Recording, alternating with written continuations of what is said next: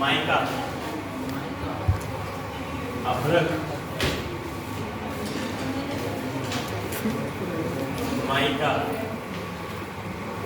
ठीक है, लग गया हेडिंग?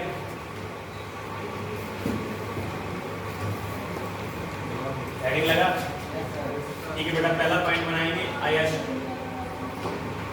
फेमाटाइप, फेमाटाइप, फेमाटाइप, फेमाटाइप। दूसरा पॉइंट बनाएंगे कार्य, कार्य। ठीक है बेटा, कार्य में लिखेंगे यह विद्युत का, यह विद्युत का कुचालक होता है, कुचालक होता है। क्या होता है बेटा? विद्युत का कुचालक होता है। तीसरा पॉइंट बनाएंगे उपयोग, इसका उपयोग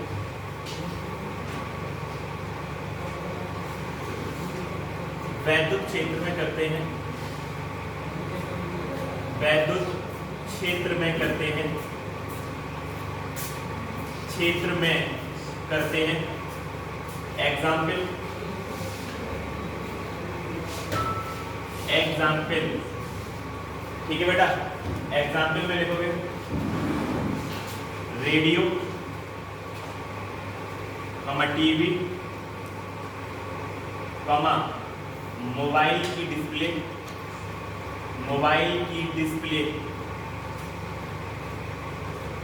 मोबाइल की डिस्प्ले। समझ में आया नहीं आया? ठीक है, एक बात देखेंगे, जो अभ्रक आपकी खनिज है इंग्लिश में से क्या कहते हैं बेटा? माइका कहते हैं। और अगर मैं आपसे ये पूछ लेता हूँ ये किसका आयस्क होता है? फेमाटाइट का आयस्क होता है। कार्य क्या है इसका?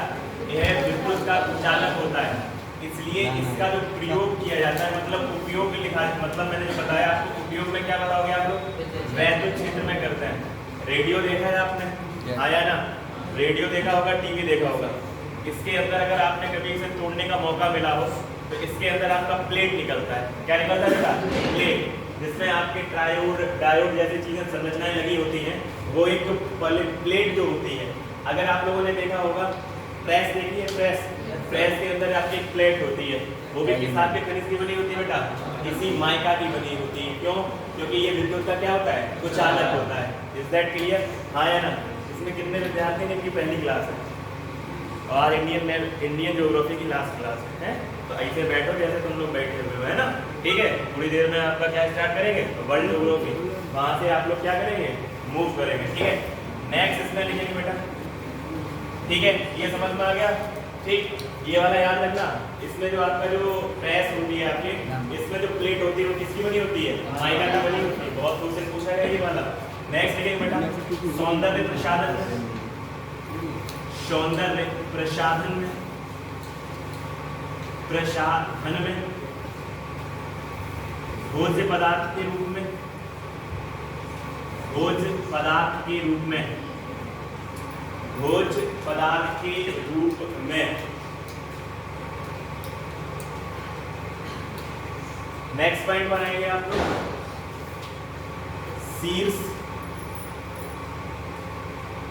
उत्पादक देश, शीर्ष उत्पादक देश चाइना। क्या बताओगे बेटा? चाइना। दूसरा पॉइंट बनाओगे शीर्ष उत्पादक राज्य। इंपोर्टेंट है ये वाला, आपका एग्जाम में पूछा गया। कल किसी ने क्वेश्चन भेजा था मेरे पास, अब मुझे ही नहीं पता आप लोगों ने भेजा था, किसने भेजा था? आंध्र प्रदेश, आंध्र प्रदेश। ठीक है बेटा, चलिए यहाँ तक बात समझ में आई या नहीं आई? ठीक है, चलो इतनी बात क्लियर होने के बाद में हम लोग थोड़ा सा, मैं आपको यहाँ पर एडिशनल आपको जानकारी दे दे रहे हैं। आंध्र प्रदेश जो है बेटा, भाषा के आधार पर, भाषा के आधार पर, भाषा के आधार पर गठित होने वाला, गठित होने वाला पहला राज्य है, पहला राज्य है। बताइए इसके बारे में थोड़ा हम आपको और जानकारी दे दें। ठीक है, लेकिन आज जानकारी नहीं मिलेगी। ठीक, चलिए यहाँ तक बात समझ में आई या नहीं आई? क्लियर होगी बात? ठीक है, नेक्स्ट हम लोग खनिज पढ़ेंगे यूरेनियम। यूरेनियम, यूरेनियम बेटा हेडिंग लगाएंगे यूरेनियम। यूरेनियम लग गया या नहीं लगा? ठीक है, नेक्स्ट खनिज का नाम क्या है? यूरेनियम। यूरेनियम में बेटा पहला पॉइंट नोट करेंगे अयस्क। अयस्क को इंग्लिश में बोलते हैं ओर। ठीक है बेटा, बहुत इंपॉर्टेंट है इसका अयस्क। पिच ब्लेड, पिच ब्लेड, ठीक है बेटा, पिच ब्लेड। ठीक बेटा, लिखा या नहीं लिखा? उपयोग, उपयोग परमाणु बम बनाने में, परमाणु बम बनाने में तथा विद्युत का निर्माण करने में, तथा विद्युत का निर्माण करने में। बेटा इसमें कोई किसी प्रकार का कॉन्सेप्ट नहीं लगेगा, ये चीजें आपको याद ही करनी पड़ेगी। क्लियर? इसे घर पे आप लोग क्या करेंगे? मेहनत करेंगे बेटा। नोट कर रहे हैं आप? नोट करिए, हैं, पढ़ाई पे ध्यान दीजिए। अगर मैं उपयोग पूछ लेता हूँ तो क्या बताओगे बेटा? जो परमाणु जो बम बनते हैं किससे बनते हैं बेटा? यूरेनियम का प्रयोग किया जाता है, और इसे हम क्या करते हैं बेटा? विद्युत का निर्माण करते हैं। नेक्स्ट पॉइंट लिखोगे बेटा, लिखो बेटा, उत्पादन देश, उत्पादन देश। ठीक है, लेकिन बेटा कजाकिस्तान, कजाकिस्तान, कजाकिस्तान। ठीक है, अगर मैं पूछ लेता हूँ भारत में, भारत में लिखेंगे बेटा झारखंड, झारखंड।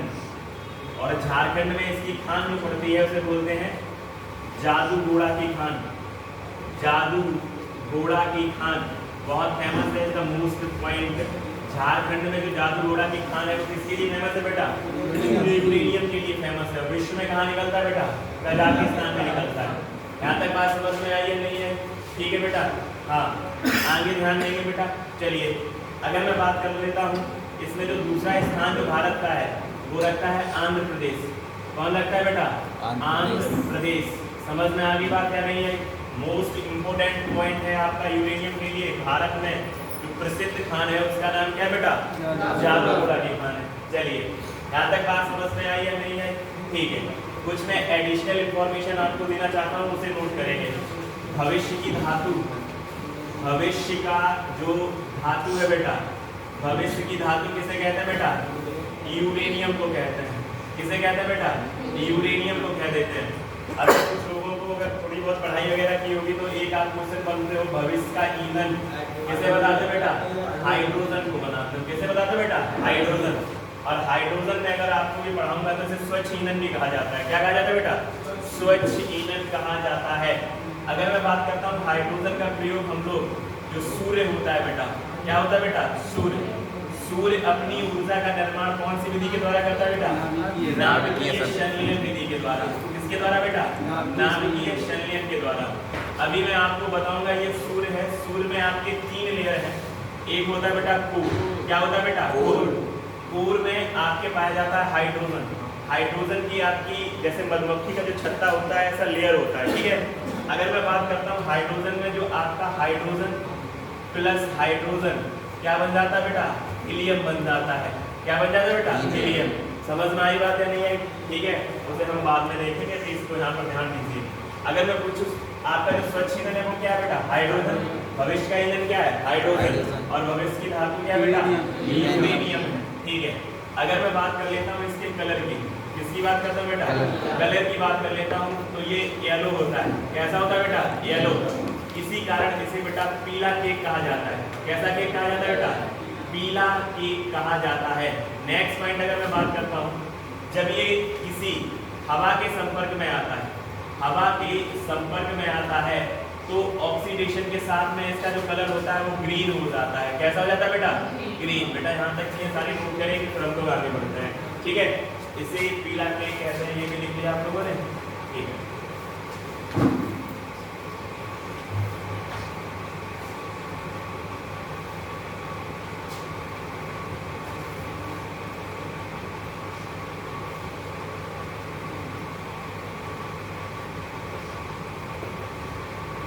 कोई समस्या नहीं? समस्या होनी नहीं चाहिए।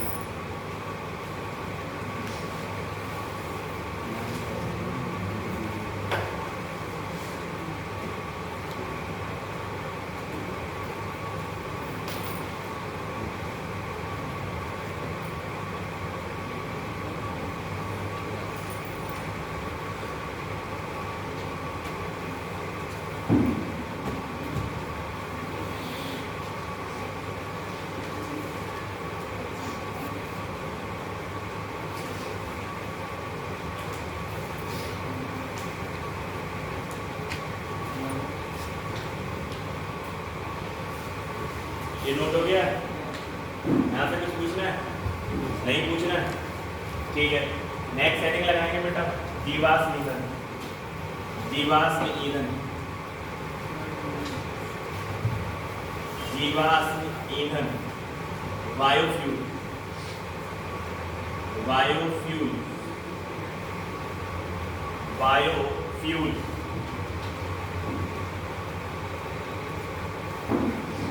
जीवाश्म ईंधन, बायोफ्यूल।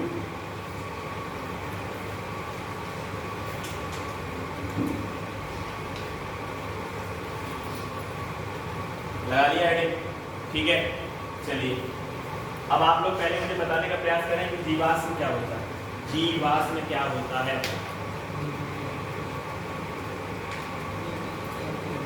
जीवाश्म क्या होता है? जो न्यू स्टूडेंट है वहां से समझने का प्रयास करें। ठीक है, मैंने आपको हेडिंग लगाया है जीवाश्म ईंधन। तो आप लोग मुझे ये बताएं कि जीवाश्म क्या होता है। जयप्रकाश नारायण बताओ। कोई दिक्कत नहीं, आप एक्सप्लेन करो, जो नहीं होगा उसे हम एक्सप्लेन करेंगे ना। भूस्खलन या कोई प्रकृति के द्वारा जो जीव पेड़ पौधे जंतु को दब जाए, पृथ्वी की आंतरिक संरचना में पहुंचकर हाईली प्रेशर और टेम्परेचर के कारण आपके जिस ईंधन के रूप में कन्वर्ट हो जाते हैं उसे हम क्या कहते हैं? जीवाश्म ईंधन कहते हैं। चलिए आपने बताने का प्रयास क्या किया है, बहुत अच्छा किया। वैसे यहाँ पर देखिए, इसे अगर हम तोड़ते हैं बेटा, जीव धन आस हो जाएगा या नहीं हो जाएगा? ठीक है, जीव माने क्या हो जाएगा आपका? क्या हो जाएगा? जीव हो जाएगा। जीवाश्म के भाग से निर्मित जो फ्यूल है उसे हम क्या कहते हैं? जीवाश्म ईंधन कहते हैं। इसे पहले समझिए। अभी आप लोग यहाँ बैठे हुए हैं, हाँ या ना? बैठे हैं ना? किसी प्रकार की कोई प्राकृतिक आपदा आ जाती है। क्या आ जाती है? प्राकृतिक आपदा। आप लोग क्या है? जीव हैं या नहीं है? अब यहाँ पर कोई प्राकृतिक आपदा आई, जैसे भूकंप आया। क्या आ गया बेटा? भूकंप। और जब भूकंप आएगा तो आप लोग क्या होगा बेटा? पृथ्वी की आंतरिक संरचना में चले जाओगे, हाँ या ना? जाओगे या नहीं जाओगे? तो मैंने आपको बताया होगा कि ये जो हमारी पृथ्वी होती है, ये हमारी क्या है? पृथ्वी। और पृथ्वी पे हमारे बीचों बीच एक लाइन है, इसे क्या कहते हैं? इक्वेटर कहते हैं। अगर हम इक्वेटर से ऊपर जाते हैं 165 मीटर, कितना जाते हैं बेटा? 165 मीटर जाते हैं तो 1 डिग्री सेंटीग्रेड जो टेम्परेचर होता है बेटा वो इंक्रीज करता है। लेकिन भूमध्य रेखा से जब हम पृथ्वी की आंतरिक संरचना में जाता है, कहाँ जाते हैं बेटा? आंतरिक संरचना में। तो 32 मीटर की ऊंचाई, 32 मीटर की गहराई पर जाने पर 1 डिग्री सेंटीग्रेड जो टेम्परेचर, हाँ तो 1 डिग्री सेंटीग्रेड कम होगा। क्या होगा बेटा? कम। लेकिन पृथ्वी की आंतरिक संरचना में 1 डिग्री सेंटीग्रेड बढ़ जाएगा। बात समझ में आई या नहीं है? अगर मैं पूछूं आपसे इक्वेटर से हम कहाँ जाएंगे? ऊपर अक्षांश की तरफ जाएंगे, तो हमारा जो टेम्परेचर है वो कितना बढ़ेगा बेटा? 165 मीटर की ऊंचाई पर 1 डिग्री सेंटीग्रेड टेम्परेचर डाउन हो जाता है। अगर हम पृथ्वी की आंतरिक संरचना में 32 मीटर की गहराई पर पहुंचेंगे तो 1 डिग्री सेंटीग्रेड टेम्परेचर बढ़ जाएगा। जब भूकंप आएगा तो आप पता नहीं कितने मीटर की गहराई में चले जाओ, उसके ऊपर आप धीमे धीमे से उसके ऊपर जो भी आपका जो यहाँ पर इंफ्रास्ट्रक्चर टूटेगा, तो वो आपका जो इंफ्रास्ट्रक्चर टूटेगा तो परत के ऊपर परत चढ़ेगा, और परत के ऊपर परत अगर चढ़ेगा तो आपका जो प्रेशर होगा वो क्या करेगा बेटा? इंक्रीज करेगा। और जैसे जैसे प्रेशर इंक्रीज होगा वैसे वैसे आपका टेम्परेचर भी क्या होगा बेटा? इंक्रीज होगा या नहीं होगा? और जब प्रेशर और टेम्परेचर के दौरान जीवाश्म जो थे वो किसके रूप में परिवर्तित हो जाएंगे बेटा? Fossil fuel. क्या बोलते हैं बेटा? फॉसिल फ्यूल या बायोफ्यूल। समझ में आया नहीं आया? ठीक है, क्लियर हो गई बात? ठीक, लिखिए वनस्पति तथा जीव, वनस्पति तथा जीव लंबे समय तक, वनस्पति तथा जीव लंबे समय तक प्राकृतिक आपदाओं के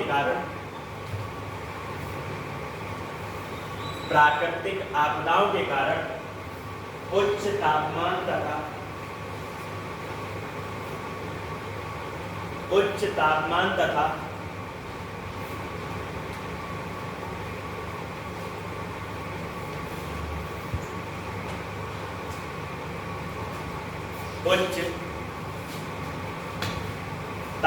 तथा उच्च दाब के कारण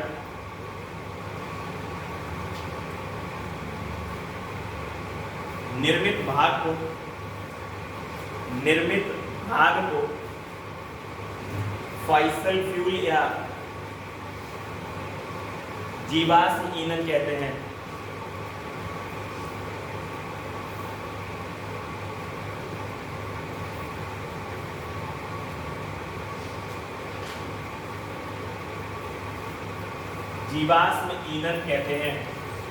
समझ में आ गया नहीं आ गया? एक बार थोड़ा सा फिर समझने का प्रयास करिए। ये हनी था, कौन था बेटा? हनी हाथ में कोल्ड ड्रिंक लेके बैठा हुआ था। क्या लेके बैठा था बेटा? कोल्ड ड्रिंक लेके बैठा हुआ था, पी रहा था, ठीक है, स्टोर लगा के बढ़िया से पी रहा था। भूकंप आया। अब भूकंप जब आएगा तो इसके ऊपर का जो मलबा होगा, वो मलबा डिपॉजिट होगा या नहीं होगा? नीचे दबेगा या नहीं दबेगा? और जब दबेगा तो ये वेट बढ़ेगा, तो प्रेशर कैसा हो रहा है बेटा? हाई। और पृथ्वी की कितनी गहराई तक जा रहा है कोई पता नहीं है। और मैंने यहाँ बताया कि अगर 32 मीटर की आप गहराई पर जाओगे तो 1 डिग्री सेंटीग्रेड टेम्परेचर बढ़ेगा। तो ये जीव था ना या नहीं था? तो जीव के अवशेषों से निर्मित जो आपका ईंधन होता है उसे क्या कहते हैं हम लोग? क्या कहते हैं? जीवाश्म ईंधन कहते हैं। That clear? आया ना? ठीक है। अब अगर मैं बात करता हूँ जो जीवाश्म ईंधन होता है, इसके कितने भाग हैं? इसके 3 भाग हैं बेटा। कितने भाग हैं? 3।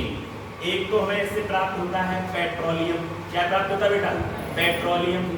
एक से हमें प्राप्त होता है नेचुरल गैस। क्या होता है बेटा? Natural gas. और एक से हमें क्या प्राप्त होता है बेटा? कोयला, है ना? कोयला कैसा है? काला है। समझ में आ रहा है या नहीं आ रहा? ठीक है, इतनी बात समझ में आई या नहीं आई? जीवाश्म ईंधन के कितने भाग हैं? 3 भाग। एक भाग कौन सा बेटा? पेट्रोलियम, जिससे हमें प्राप्त होता है। एक भाग क्या बेटा? जिससे हमें क्या? नेचुरल गैस प्राप्त होती है। एक भाग क्या है इसका? जिससे हमें कोयला की प्राप्ति होती है। लेकिन बेटा जीवाश्म ईंधन के 3 भाग हैं। जीवाश्म ईंधन के 3 भाग हैं।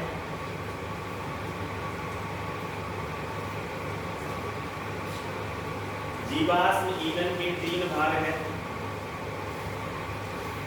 नंबर 1 पेट्रोलियम, नंबर 2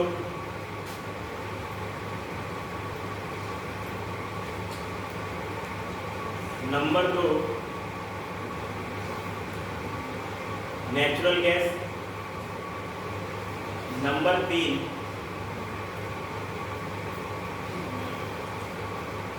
कोयला। नंबर 3 कोयला। क्लियर होगी बात या नहीं होगी? ठीक है, आया ना? चलिए अब हम लोग बात करते हैं कि जो पेट्रोलियम होता है बेटा, क्या होता है बेटा? पेट्रोलियम। पेट्रोलियम जो होता है, पेट्रोलियम को हम किस तरीके से परिष्कृत करते हैं? क्या करते हैं बेटा? परिष्कृत, इन द सेंस रिफाइनरी करते हैं। क्या करते हैं बेटा? रिफाइनरी। ऐसा तो नहीं है कि हमने डायरेक्ट जमीन से पेट्रोल निकालते हैं। पेट्रोल निकालते हैं? नहीं निकालते हैं ना। इसके लिए आप लोगों ने कुछ रिफाइनरी के नाम सुने होंगे। जैसा अगर हम गुजरात में पूछ लेते हैं आपसे, गुजरात में आपके रिफाइनरी है या नहीं है? इसी प्रकार असम में रिफाइनरी है या नहीं है? इसी प्रकार आपका ये जो मथुरा है, मथुरा के अंदर भी क्या है बेटा? रिफाइनरी है या नहीं है? हम क्रूड ऑयल निकालते हैं। क्या निकालते हैं बेटा? क्रूड ऑयल निकालते हैं। हम चीज़ों को बहुत आप कोशिश करेंगे इस स्टैंडर्ड के साथ समझाने की, और आप लोग क्या करेंगे बेटा? आप लोग भी कोशिश करेंगे समझने की। ठीक है, चलिए ये हमारी जो पृथ्वी है, क्या है बेटा? पृथ्वी। पृथ्वी पर हमारा क्रस्ट होता है। क्या होता है? क्रस्ट। और क्रस्ट को बोलते हैं ऊपर पट्टी। क्या कहते हैं बेटा? ऊपर पट्टी। पृथ्वी की जो क्रस्ट होती है, क्या होती है बेटा? क्रस्ट। और इस क्रस्ट से ही आप यहाँ देखो, समझने का प्रयास करिए। ये पृथ्वी मान लीजिए। क्या मान ले बेटा? पृथ्वी। पृथ्वी का सेगमेंट है ये, और इसे समझने का यहाँ पर प्रयास करिए। ये पृथ्वी है। पृथ्वी में सबसे जो निचला भाग होता है बेटा, क्या पूछ रहा हूँ मैं आपसे? निचला भाग। जो पृथ्वी में सबसे निचला भाग है इसे हम पानी कहते हैं। क्या कहते हैं बेटा? पानी। इसे हम कहते हैं वाटर। समझते रहिए। इसके जस्ट जो ऊपर वाला भाग है, क्या है बेटा? ऊपर वाला भाग यहाँ होता है बेटा क्रूड ऑयल। क्या होता है बेटा? क्रूड ऑयल होता है। समझने का प्रयास करें। ये जो मैंने संरचना बनाई है इसे बोलते हैं क्रूड ऑयल। क्या कहते हैं बेटा? क्रूड ऑयल कहते हैं। हिंदी में बोलते हैं इसे कच्चा तेल। क्या कहते हैं बेटा? कच्चा तेल। अब ऊपर इसमें यहाँ पाई जाती है बेटा, क्या पाई जाती है? ये पाई जाती हैं आपके प्राकृतिक गैसें, नेचुरल गैस। क्या पाई जाती है बेटा? नेचुरल गैस पाई जाती है। Is that clear? हाँ या ना? हाँ या ना? बेटा जेपी नारायण अभी हम लिखने का मौका देंगे आपको ना, अभी हम समझा समझने में मौका दीजिए, है ना? ठीक है। अगर मैंने ये जो संरचना का निर्माण किया है तो ये मैंने इसमें आपको 3 पॉइंट क्या किए बेटा? नोट करवाए हैं, या जो मैंने फिगर को नोट किया है इसे देखिए, समझने का प्रयास करिए। और तीनों की संरचनाएं मैंने अलग अलग बनाई है। देख पा रहे हो नहीं देख पा रहे? हाँ या ना? अब इसे फिर से दिमाग से समझने का प्रयास करेंगे। मैंने बताया जो पृथ्वी का क्रस्ट होता है, क्या होता है बेटा? क्रस्ट। इस क्रस्ट में मैंने बताया सबसे ज्यादा, जो मैंने बताया सबसे पहले, जो पृथ्वी की सबसे जो निचला वाला भाग है, इसमें आपको क्या मिलता है? पानी मिलता है। पानी के बाद क्या मिलता है? क्रूड ऑयल मिलता है। और क्रूड ऑयल के बाद क्या मिलता है बेटा? नेचुरल गैसें मिलती हैं। अगर आप लोग इस चित्र को देख पा रहे हो, जो हम बताने का प्रयास कर रहे हैं, इस बात को भली भांति अगर समझ पा रहे हैं, तो आप लोगों से पहले मैं पूछना चाहूँगा, आप लोग बताएंगे, आप लोग कब तक इस पर विचार करिए। मेरा क्वेश्चन है, दिमाग से सुनिए। आपका जो पानी है वो ही जमीन के सबसे निचले हिस्से में क्यों मिल रहा है? इसके बाद क्रूड ऑयल आपको क्यों मिल रहा है? इसके बाद में आपको नेचुरल गैस क्यों मिल रही है? विचार करेंगे, आप लोग केवल विचार करेंगे। आप लोगों को बोलने का समय दिया जाता है, आपका टाइम स्टार्ट होगा। हम लोग सुबह सुबह उठ के चले आते हो, फोटो खिंचवा दी। हाँ बताओ, मन हुआ सर, मैं तो लगता 2 दिन से वहाँ कोचिंग नहीं है, सबसे कोचिंग चलते हैं। जैसे कॉपी उठाई एकदम तुम शक्तिमान बन के चले आते हो। बताओ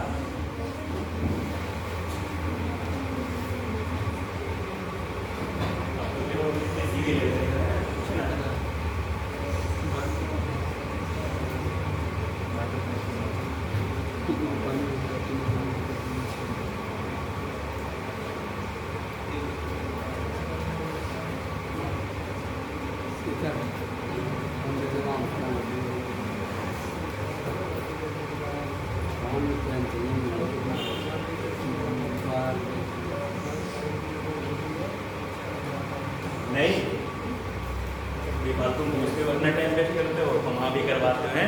हाँ आप लोग बताओ। नारायण जी, नारायण जगत को तारो।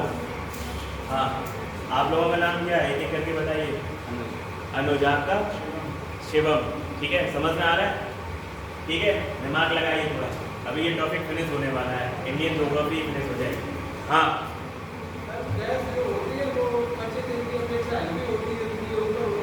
वेरी ठीक है। चलिए, इन्होंने मोटी मोटी बात बताई है, लेकिन मैं बताने का जो प्रयास कर रहा हूँ उसे समझिए। जो आपका वाटर होता है, इसकी जो डेंसिटी है, क्या बताया मैंने बेटा? डेंसिटी। डेंसिटी बोलते हैं बेटा घनत्व। क्या होता है बेटा? घनत्व। घनत्व इन दोनों चीजों से कैसा है? अधिक है। और जिस चीज का घनत्व अधिक होगा वो कहाँ होगा? धरातलीय स्तर में होगा। कहाँ होगा बेटा? धरातलीय स्तर में। मैं आशा करता हूँ ये बात आप समझ पाए होंगे। क्लियर हुई बात? अगर मैं क्रूड ऑयल की बात करता हूँ बेटा, किसकी बात करता हूँ? क्रूड ऑयल की। क्रूड ऑयल है, इसकी तुलना में इसकी डेंसिटी कम है। क्या बेटा? डेंसिटी कम है। तो इसकी जो डेंसिटी कम होगी तो वो कहाँ मिलेगा बेटा? ऊपर। इसकी तुलना में गैसों की जो डेंसिटी है वो और कम होती है, तो वो सबसे ऊपर मिलते हैं। Is that clear? हाँ या ना? समझ में आई बात या नहीं आई? ठीक है, ये फिजिक्स में आप लोग पढ़ते हैं। अगर आप लोग कभी पेट्रोल पंप में गए हो, कहाँ गए हो बेटा? पेट्रोल पंप में। अगर पेट्रोल पंप में अगर आप गए हो तो आप लोगों ने कभी ध्यान भी नहीं दिया होगा। दिया या नहीं दिया? दिया। क्या दिया बताओ? डेंसिटी मीटर होता है उसमें लिखा होता है। अगर उसकी डेंसिटी लेवल गड़बड़ है तो फिर एवरेज जो है आपका वो भी कैसा रहेगा बेटा? गड़बड़ रहेगा। Is that clear? हाँ या ना? ठीक है, चलिए अब मेरी बात को समझने का प्रयास करेंगे। अगर पेट्रोल के अंदर मिलावट है बेटा, क्या है? मिलावट, तो उसकी डेंसिटी आपको पता है कि इसकी डेंसिटी ये है। और अगर उसमें कोई चीज़ मैंने जैसे वाटर मिलाया, तो अगर मैं वाटर को मिलाऊंगा तो वाटर उसके ऊपर आएगा या नीचे जाएगा? क्यों जाएगा बेटा? क्योंकि उसकी डेंसिटी अधिक है और पेट्रोल की डेंसिटी कम। कहाँ चली जाएगी? ऊपर। आप सेल्फ मारेंगे, थोड़ा आगे बढ़ के गाड़ी फिर से बंद हो जाएगी। क्या कहोगे? ऐसा लगता है कि पेट्रोल क्या कर दी है? कम कर दी है। और यहीं पर उसने क्या कर दिया बेटा? कैंची मार दी। Is that clear? हाँ या ना? ठीक है, चलिए आगे की तरफ बढ़ते हैं। वो चीज़ें आप पढ़ते रहे आराम आराम से, धीमे धीमे से। हम थे कहाँ ये बता दो, ठीक है। हेडिंग लगा बेटा पेट्रोलियम, पेट्रोलियम, और इसे बेटे चित्र बना लिया करो, है ना। जब तुम वीरानी जिंदगी से बाहर निकल के आओगे तो तुम्हें ऐसा लगेगा कि कुछ हमने ऐसा पढ़ा था, है ना, ठीक है। और यही सत्यता है। बाकी तुम जिंदगी जो जी रहे हो, कहने के समझाने के बाद भी चीज़ें समझ में नहीं आ रही हैं आपको, ठीक है। चलिए, पेट्रोलियम लग गया भाई, आया ना, ठीक।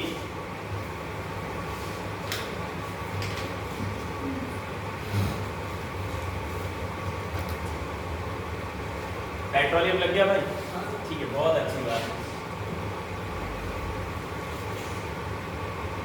इसे समझते हुए बढ़ेंगे बेटा, ठीक है। अगर मैं बात कर लेता हूँ, जो क्रूड ऑयल होता है, कच्चा तेल होता है, हम जब रिफाइनरी ले जाते हैं, कहाँ ले जाते हैं बेटा, रिफाइनरी। और रिफाइनरी में जाते हैं, उसे हम मॉडिफाई या परिष्कृत करते हैं। क्या करते हैं बेटा, परिष्कृत।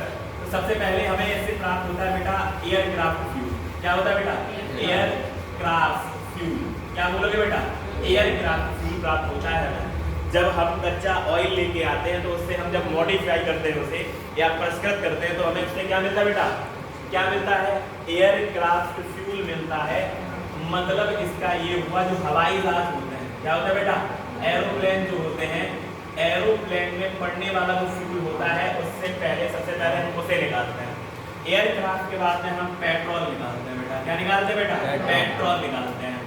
और इसके बाद में हम निकालते हैं बेटा डीजल निकालते हैं। क्या निकालते हैं, डीजल।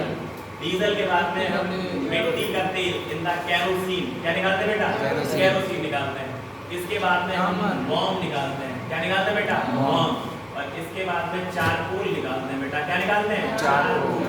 क्या मेरी बातें आपके पास स्पष्ट हो पा रही है, नहीं हो पा रही है? Petroleum is not a petrol. समझ में आ रहा है, नहीं आ रहा? पेट्रोलियम एक क्रूड ऑयल होता है। क्या होता है बेटा, क्रूड ऑयल। क्रूड ऑयल को हम रिफाइनरी ले जाते हैं, जैसे कि मैंने बताया मथुरा, दिग्बोई, गुजरात, ये सारी की सारी क्या है बेटा, रिफाइनरियाँ हैं। अभी मैं और आगे बढ़ूंगा तो बताऊंगा कि हम किस तरीके से आपके तेल को निकालते हैं। ड्रिलिंग की जाती है बेटा। क्या की जाता है, ड्रिलिंग। एक तो हम तटीय या समुद्री भाग में अपने पेट्रोलियम को निकालते हैं, और एक कहीं आपका जैसे तेल का कुआं मिल गया। क्या मिल गया बेटा, तेल का कुआं, उस तरीके से निकालते हैं। इतना आपको डिटेल में जानने की आवश्यकता नहीं है। जहाँ जहाँ आपके एग्जाम के लिए महत्वपूर्ण चीज़ें हैं वहाँ समझाई जाएंगे। यहाँ तक बात समझ में आ रहा है, नहीं आ रहा? ठीक है। पेट्रोलियम से हमने क्रूड जो ऑयल था, इससे पहले हमने क्या है, किसके लिए निकाला बेटा, एयरक्राफ्ट के लिए। एयरक्राफ्ट के बाद पेट्रोल, पेट्रोल के बाद डीजल, डीजल के बाद कैरोसिन, कैरोसिन के बाद मोम, और मोम के बाद चारकोल। इज दैट क्लियर, हाँ या ना? ठीक है, क्लियर हुई बात?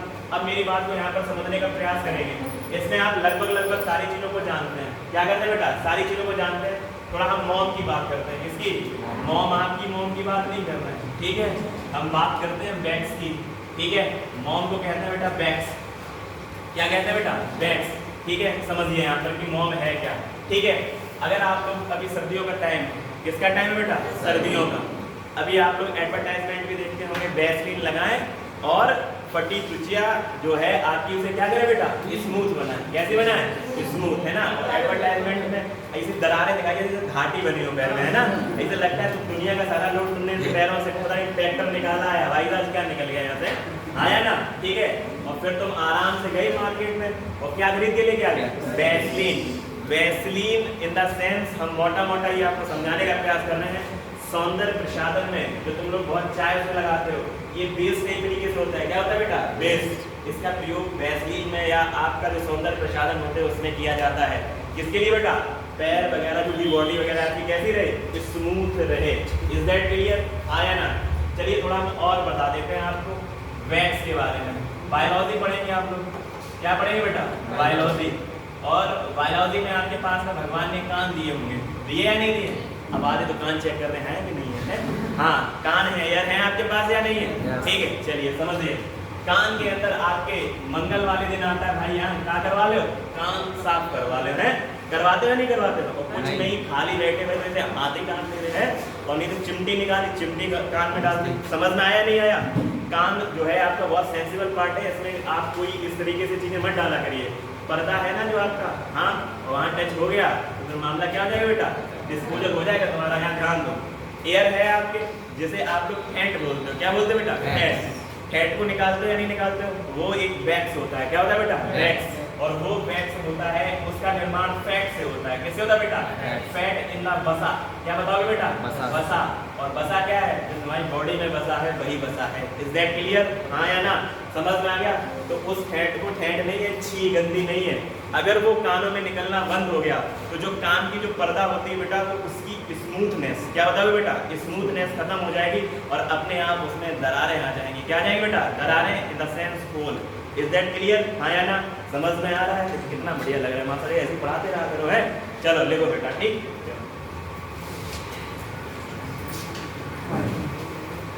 क्या पढ़ाए?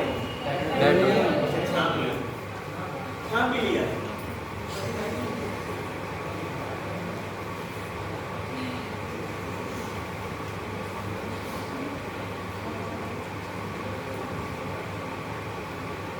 जिन्हें नहीं छाप पाया वो छाप ले, बच्चे वो प्रसन्न है।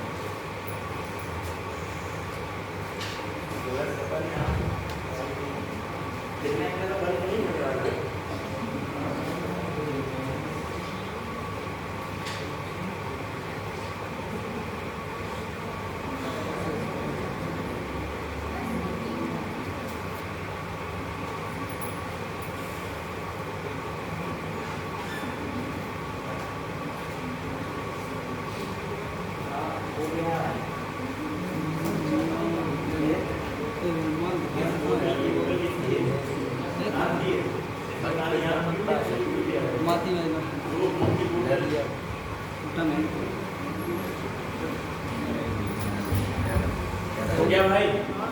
ये हेडिंग लगाओ, ठीक है? हेडिंग में लगाओ कच्चे तेल के क्षेत्र। हेडिंग लगाओ कच्चे तेल के क्षेत्र। कच्चे तेल के क्षेत्र। हो गया? आया ना? ठीक है। अभी हम लोग फॉसिल फ्यूल पढ़ रहे थे। फॉसिल फ्यूल के कितने भाग बताए मैंने? 3। एक पेट्रोलियम, एक गैस और एक कोयला भी काला है ना, हमसे भी पकने दो, ठीक है? उसके बाद वहां पहुंचेंगे, ठीक है? कच्चे तेल के क्षेत्र लगाओगे, पहला पॉइंट लगाओगे उसमें। इसके 4 भाग हैं। इसके 4 भाग हैं। नंबर 1,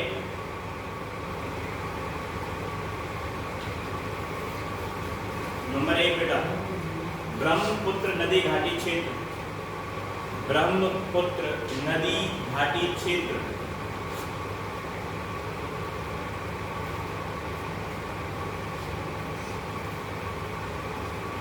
हो गया बेटा?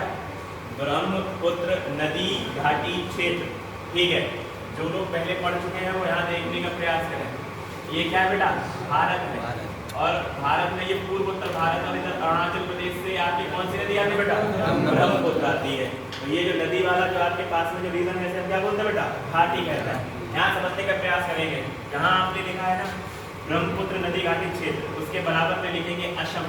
क्या लिखेंगे बेटा? असम। और इस तरीके से 2 पॉइंट ऐड करेंगे। असम में आप लोगों ने एक पॉइंट सुना होगा, उस जगह का नाम है डिगबोई। क्या है बेटा? डिगबोई। डिगबोई। और एक भाग है बेटा आपका सूरमा। कौन सा बेटा? सूरमा। मोस्ट इम्पोर्टेंट है दोनों। दोनों के दोनों जो क्षेत्र है वो कच्चे तेल के लिए जाने जाते हैं। किसके लिए जाने जाते हैं बेटा? कच्चे तेल के लिए, ठीक है? जो आपने ब्रह्मपुत्र नदी घाटी क्षेत्र लिखा है वो आप सामने उसके क्या लिखेंगे? असम। और असम में 2 जगह हैं, एक डिगबोई है, एक कौन सा है? सूरमा घाटी। समझ में आ रहा है नहीं यार? मोस्ट इम्पोर्टेंट है सूरमा घाटी और ये डिगबोई। भारत का पहला तेल शोधित जो आपका कुआं है वो कहाँ मिला था बेटा? असम के अंदर, इसी डिगबोई में। समझ में आ रहा है नहीं यार? अभी लिखवा दूंगा। नेक्स्ट लिखेंगे बेटा पश्चिमी अपतटीय क्षेत्र। अभी इसे बाद में लिखना, थोड़ा रुक जाओ। नेक्स्ट हेडिंग लगाओ गुजरात। गुजरात का तटीय क्षेत्र।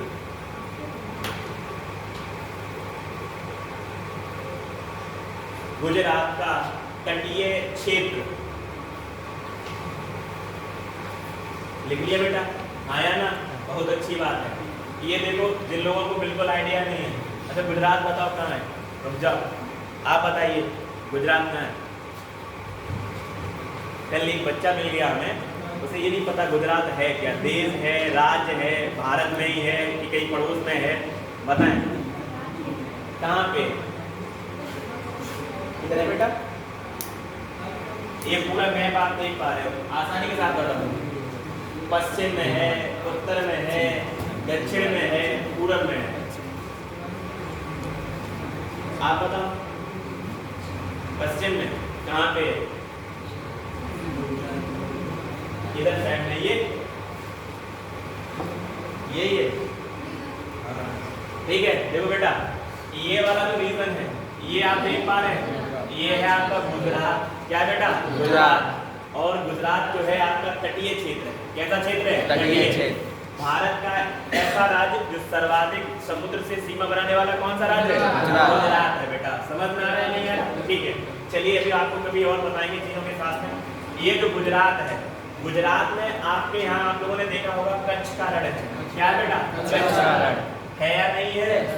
मतलब दलदली एरिया है। कैसे एरिया बेटा? दलदली एरिया। और इसी रण के अंदर आपके क्या पाए जाते हैं? जंगली गधे पाए जाते हैं। क्या पाए जाते हैं बेटा? जंगली गधे पाए जाते हैं। समझ में आया नहीं आया? ठीक है, कच्छ का जो रण है इसमें आपके कौन से गधे पाए जाते हैं? जंगली गधे पाए जाते हैं। क्लियर हुई बात या नहीं हुई? ठीक है, अब ये दलदली होने की वजह से, कैसा बेटा? दलदली होने की वजह से यहाँ पर आपके 2-3 ऐसी लोकेशंस हैं जहाँ पर हमें कच्चे तेल की प्राप्ति होती है। क्या होती है बेटा? कच्चे तेल की प्राप्ति होती है। चलो लिखेंगे बेटा उसमें गुजरात बराबर लिखेंगे, गुजरात बराबर लिखेंगे। एक जगह लिखेंगे अलंकेश्वर, अलंकेश्वर, अलंकेश्वर, कलहूल, कलहूल, कलहूल।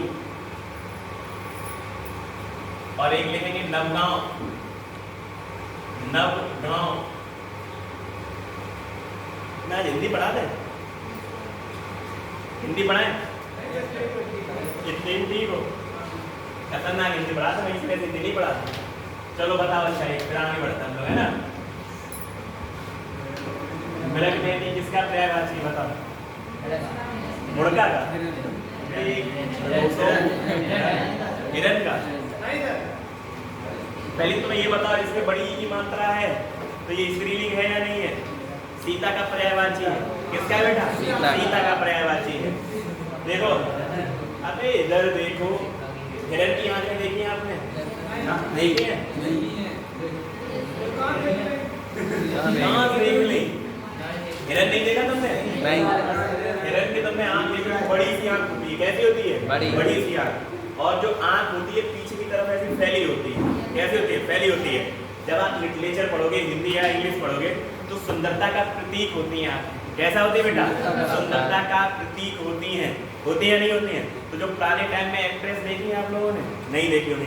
घर में आपके चाचा हो, पापा हो, फूफा हो, ताऊ है ना, कभी बैठो के साथ मूवी देखना तो कभी कभी ऐसा सीन आता, क्या कहते हैं? तुम्हारे टाइम में हीरोइन क्या हुआ करती थी? हीरोइन हमारे टाइम हुआ करती थी, है ना? तो तुम उसमें देखा, जैसे नाम सुना होगा मधुबाला वगैरह इनका नाम, तो वो काजल लगाती हैं। काजल को इस तरीके से लगाते हैं, हाथ तक चढ़ा के लगाते नहीं। हिरन जैसी आंखें, मतलब सुंदरता का साइन होता है। समझ में आ गया? तो सीता माता जो आपका पर्यायवाची वो क्या है बेटा? ठीक है। अच्छा, और अबे यहाँ देखो, प्रदूषण, ठीक है? यहाँ देखो, ध्यान दो। चलो छोड़ो, ठीक है,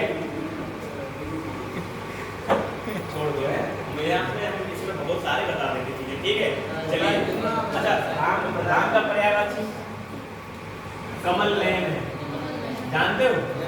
अच्छा, ये कमल नयन कैसे पढ़ा? तुम्हें क्या लगता है, जो भी आती है या जीएससी ऐसा बताओ, कमल नयन कैसे नाम पड़ा? आपको पता है? आप लोगों को क्या पता है? कमल की पत्ती समान। हाँ, कमल की पत्ती के समान है, हाथ हमारे तुम्हारे गाल के समान। ज्ञान कहाँ से आया ये बताओ? नेचुरली। हाँ, ठीक है।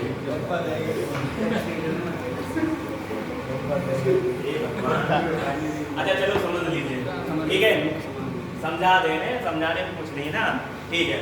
अच्छा, रावण का नाम जानते हो आप लोग? रावण का नाम मतलब सुना है, हम पर्यायवाची नहीं पूछ रहे, दशानन। अच्छा एक बात बताओ, राम जी की जो माता जी थी उनका नाम क्या था? क्या था? ये डाउट है क्या तुम्हें? क्या नाम था? अच्छा, लक्ष्मण का एक पर्यायवाची है उर्वलीस। उनकी वाइफ का नाम क्या था? और ईस उसमें प्रत्यय जोड़ दिया मैंने। ईस का मतलब होता है स्वामी या राजा, तो उर्मिला का स्वामी या राजा कौन हो गए? ईस का मतलब क्या होता है? प्रत्यय होता है, स्वामी या राजा। क्लियर हुई बात? हिंदी बहुत कॉन्सेप्चुअल है ना? समझ में आ रही बात? राम का क्यों नहीं हुआ सीतलेस? सीतेश हो जाएगा बेटा, सीतेश बिल्कुल हो जाएगा। तुम बना दो पर्यायवाची, इसमें क्या है? मिलते ही नहीं, तुम बना दो ना, क्या दिक्कत है इसमें? ठीक है, तुम भी किसी में ईस जोड़ दो ना, तुम भी बताओगे पर्यायवाची है। ठीक है, ध्यान दो बेटा, तुम बता रहे कमल नयन की बात कर रहे हैं। तो जब ये छोटे थे तो इनकी माता जो थी कहती थी इनसे, राम भगवान से, कि तुम्हारी जो आंखें हैं तुम इतनी सुंदर हो, कमल के नयन जैसी आंखें। कैसे बेटा? कमल के नयन। तो जब आपके रावण से युद्ध चल रहा था भगवान राम का, तो अंतिम समय में रावण मर नहीं रहा था। ठीक है, ऐसा मतलब कहानियों में लिखा हुआ है, हम तो वहाँ बैठे हुए नहीं थे, ना हमें जानकारी है, जो हमें नॉलेज है हम उसके आधार पे आपको बताने का प्रयास कर रहे हैं। तो ऐसा कहा जाता है उसकी जो नाभि है, क्या थी बेटा? नाभि। नाभि में अमृत था उसकी। क्या था बेटा? अमृत। और उसे बताया गया कि नाभि में उसके क्या लगा है? भगवान राम को बताया गया बाढ़ चला किसमें? नाभि में। लेकिन उस नाभि की स्वयं रक्षा कौन कर रही थी? जगदम्बा। कौन कर रही थी? जगदम्बा। वो जगदम्बा अमृत लेके चली गई। अब रावण मरे कैसे? उन्हें पता चला, तो उन्होंने उसके जगदम्बा को प्रसन्न करने के लिए भगवान राम ने उनकी पूजा अर्चना प्रारंभ की। पूजा अर्चना प्रारंभ करते करते मतलब उसमें आपके पूजा अर्चना करते समय लास्ट में उन्हें फूल चढ़ाना था, और किसका? कमल का। और कमल का जब उन्हें पता चला राक्षसों को, तो उन्होंने वहां तालाब से कमल के फूल ही गायब करवा दिए। अब राम तो राम कह रहे, राम ने कहा कि मेरी माता जो कहती थी मुझसे क्या कहती थी? तुम्हारी आंखें जो है वो कैसी हैं? कमल के समान है। कैसे बेटा? कमल के समान। अब उनने जैसे अपना क्या निकाला बेटा? बाण निकाला, और अपनी आंख को निकालना चाहा, वैसे ही साक्षात दुर्गा माता प्रकट होती है और कहती हैं कि हम आपकी तपस्या से क्या हुए बेटा? प्रसन्न हुए। आप जाइए, बड़ी मिलेगा पुण्य एंड द एक्ट। समझ में आ रहा है नहीं आ रहा? कैसे नाम पड़ गया है? इतनी कोर्स हो रहे हैं सर, ऐसे तो हिंदी पढ़ाई जाती है। चलो पढ़ो यहाँ पर, यहाँ तक समझ में आ रही है? अध्यात्म से जोड़ते हैं, अध्यात्म से जोड़ते हैं बेटा। हर चीज तुम्हारे अंदर है ना? तुम आंख बंद करके तुम केवल एक चीज देख रहे हो, तो तुम्हें हम भूल बना कर यहाँ तक बात समझ में आ रही है? ठीक, यहाँ ध्यान दो बेटा, क्या पढ़ा रहे थे?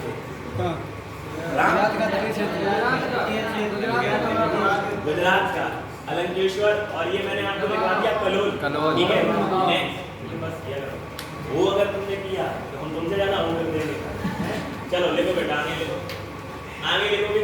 गुजरात का तटीय क्षेत्र की बार करवा दिया। नेक्स्ट लिखो, पश्चिमी तटीय अपतटीय क्षेत्र। पश्चिमी अपतटीय क्षेत्र।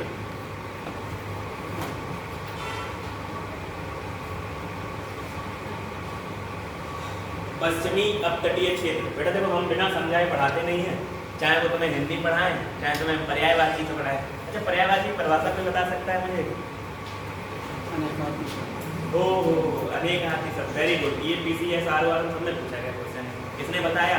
हमने आपसे परिभाषा पूछी थी, पहले तो ये सुनो, है ना? बताया किसने था? हम तुमसे ये कहें पानी चाहिए तो तुम्हारे मुंह में घुसवा दोगे?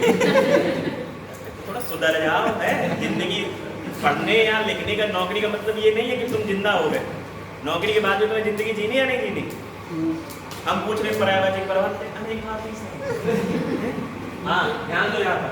अब तटीय क्षेत्र, ध्यान दो बेटा, यहाँ पर अब हो गया ना? ठीक है, आपको एक्स्ट्रा नॉलेज मिली। हाँ, वो छोड़ देते हैं ना। ठीक है, यहाँ ध्यान दो। अगर मैं पश्चिमी घाट की बात करता हूँ, किसकी बात करता हूँ बेटा? पश्चिमी घाट की। तो पश्चिमी घाट, बात मत करो, तुम्हारे प्राण वगैरह सब ले जाएंगे और ना जगदम्बा माता आएंगे यहाँ पर। ये आपका पश्चिमी घाट है। ये कौन सा घाट है? पश्चिमी। और ये वाला भाग पूर्वी घाट। कौन सा घाट है? पूर्वी घाट। हेडिंग क्या लगवाई मैंने? पश्चिमी अपतटीय क्षेत्र। मैं आशा करता हूँ इससे पहले आप लोगों ने ये शब्द नहीं सुना होगा। सुना बहन जी? आप इस पूछ रहे हैं, क्या नाम बताया था? रानी, रागिनी, कोई बात नहीं। सुना है ऐसा कुछ? अपतटीय क्षेत्र। तो गुस्से में कह रहे थे, बताया करो है। नहीं सुना होगा, चलो कोई बात, हम बता रहे हैं, ध्यान दीजिएगा। मैंने आपको बताया कि पश्चिमी अपतटीय क्षेत्र। अपतटीय का मतलब क्या होता है बेटा? समझिए यहाँ पर। अपतटीय, अपतटीय जो क्षेत्र होता है, इसकी हम बात कर लेते हैं। अगर मैं बात करूँ, यहाँ पर कौन सा सागर है? अरब सागर। और ये वाला हिंद महासागर। ये बे ऑफ बंगाल। क्या बेटा? बे ऑफ बंगाल। ऐसा भौगोलिक क्षेत्र जो 3 तीनों ओर से किससे घिरा हो? जल जल से। से। इसे कहते हैं प्रायद्वीप। क्या कहते हैं बेटा? प्रायद्वीप। Is that clear? हाँ या ना? अब हम बात करते हैं अपतटीय क्षेत्र की। इधर भी समुद्र, इधर भी समुद्र और इधर भी समुद्र। कभी नहर में या नदी के किनारे गए हो आप लोग? हाँ या ना? गए हो ना? तो जब आप नहर या नदी में जाते हो तो किनारे पे आपके उथला होता है या एकदम ऐसे गए हो चापों से नीचे चले गए? उथला होता है। ऐसा तटीय क्षेत्र जो कैसा हो बेटा? उथला हो, उसे हम बोलते हैं अपतटीय क्षेत्र। क्या कहते हैं बेटा? अपतटीय क्षेत्र। मतलब पानी जो है वो इस साइड की अपेक्षा, इस वाले साइड की अपेक्षा यहाँ कैसा होगा? कम होगा। तो ऐसे भाग को क्या बोलते हैं? अपतटीय क्षेत्र। तो ऐसे भाग से भी हमें क्रूड ऑयल मिलता है। क्या मिलता है बेटा? Crude oil. अब वो जो क्रूड ऑयल है वो कहाँ से मिलेगा? यहाँ देखो, ये आपका महाराष्ट्र है। क्या है बेटा? महाराष्ट्र। महाराष्ट्र से बेटा इस अरब सागर के अंदर 176 किलोमीटर की दूरी पर, कितने दूरी पर बेटा? 176 किलोमीटर की दूरी पर एक पॉइंट पड़ता है जिसे बोलते हैं मुंबई हाई। क्या कहते हैं बेटा? मुंबई हाई। समझ में आ गया नहीं आ गया? भारत का सर्वाधिक तेल इसी बिंदु से निकाला जाता है। कौन से बिंदु बताया मैंने? Mumbai high. Is that clear? समझ में आ गया या नहीं आया? पश्चिमी घाट में मैंने बताया, जो पश्चिमी घाट है इसमें जो अपतटीय क्षेत्र है उसमें से हमें किसका प्राप्ति होती है? Crude oil. और किस जगह से? मुंबई हाई से। ये सागर में बेटा? अरब सागर में। कितनी दूरी पर है? 176 किलोमीटर पर। अगर मैं पूछूं कब से निकाला जा रहा है? 1976 से। कब से निकाला जा रहा है बेटा? 1976 से। इज दैट क्लियर बेटा? आया ना? इंग्लिश में पढ़ा तो दिया हमने अपतटीय क्षेत्र। ठीक है, मतलब लिखवाओ। पहले तुमने समझाया है, अब लिखवाओ। ठीक है, चलो भाई लिखो है। देखो ऐसा क्षेत्र जहां पानी कम या उथला क्षेत्र होता है, पानी कम या उथला क्षेत्र होता है, उसे हम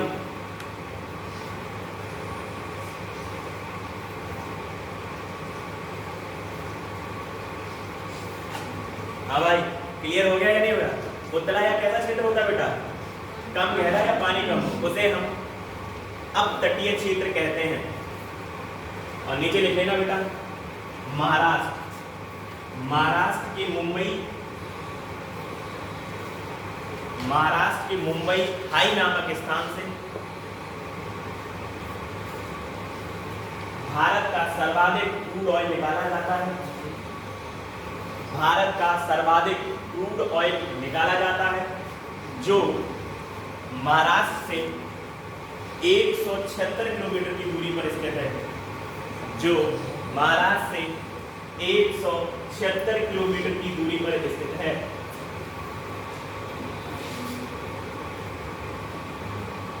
इज दैट क्लियर? हाँ या ना? समझ में आ गया बेटा? पीछे रागनी? ठीक, वेरी गुड। ठीक है, दरोगा बनो। यहाँ तक बात समझ में आ रही है नहीं आ रही? ठीक है, नेक्स्ट पॉइंट लिखेंगे बेटा, मुंबई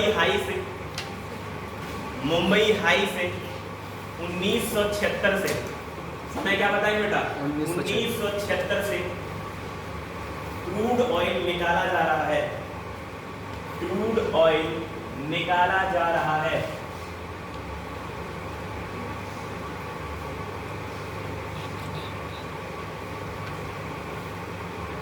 हो गया भाई? क्लियर होगी बात? ठीक है, चलिए नेक्स्ट लिखेंगे बेटा, पूर्वी अपतटीय क्षेत्र। पूर्वी अपतटीय क्षेत्र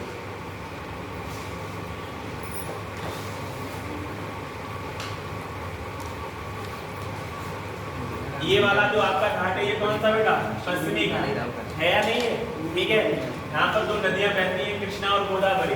कौन सी नदियां बहती हैं? कृष्णा और गोदावरी बंगाल की खाड़ी में क्या बनाती है? डेल्टा बनाती है। और जब डेल्टा बनाती है तो उसे बोलते हैं कृष्णा गोदावरी नदीन बेसिन क्षेत्र। वो जो क्षेत्र होता है दो काम के लिए बहुत ही फेमस है। एक तो वहाँ धान की खेती होती है और एक क्या निकाला जाता है? क्रूड ऑयल निकाला जाता है। समझा दिया? लिख लीजिए, लिखेंगे बेटा, कृष्णा और गोदावरी नदी बेसिन क्षेत्र से क्रूड ऑयल की प्राप्ति की जाती है।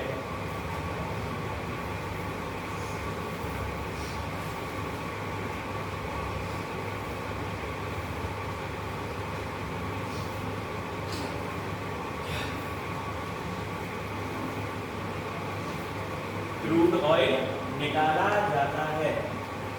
हो गया भाई? कल कहाँ थे आप? छुट्टी पे?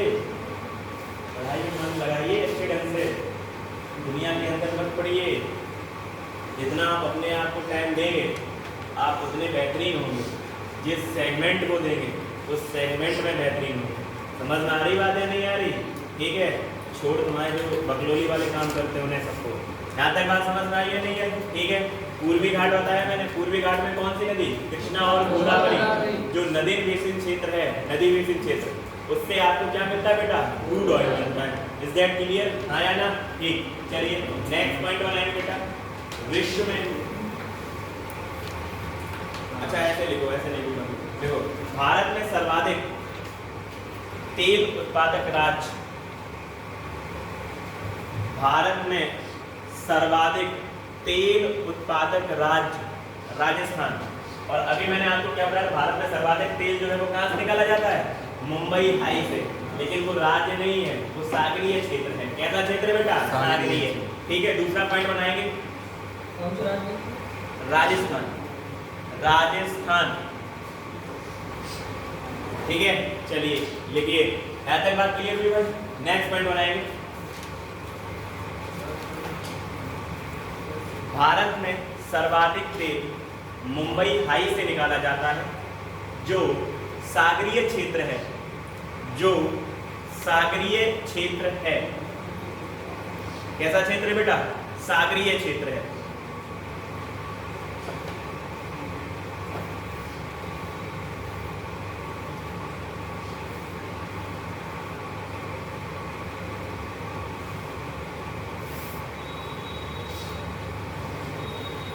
नेक्स्ट डेटा लिखेंगे। विश्व में सर्वाधिक तेल उत्पादक राज्य, मतलब राज्य जब इंटरनेशनल बात करते हैं तो राज्य भी बोल सकते हैं, वैसे देश लिखिए आप लोग, क्वालिटी नहीं पढ़ा। विश्व में सर्वाधिक तेल उत्पादक देश कौन सा होगा बताओ? जयप्रकाश नारायण, बता बेटा। आखिरी उम्मीद हो। ईरान, अरब, अरब और अरब ही है, अरब ही है, रूस है, यूएई है, यूएई है। पहले तुम लोग क्लियर कर लो। यूएई है, अरब है, अरब प्रायद्वीप जाएगा, कहाँ जाएगा? लिखो बेटा, यूएसए, अमेरिका। यूएसए में उधर गिनती मत गिनो, हमने लिखा है उसे लिख। USA, America.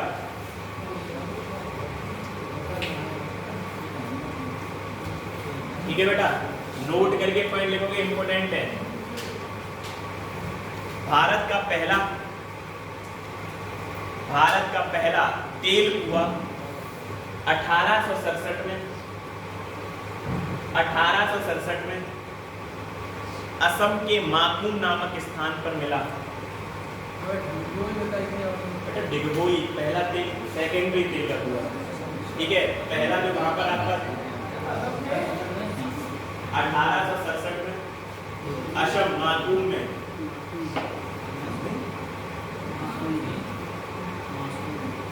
मासूम नहीं माकूम, अबे पगलो माकूम। ठीक है, लिखो बेटा, द्वितीय तेल कुआं। हाँ बेटा इसी में लिखना है। असम के डिगबोई में,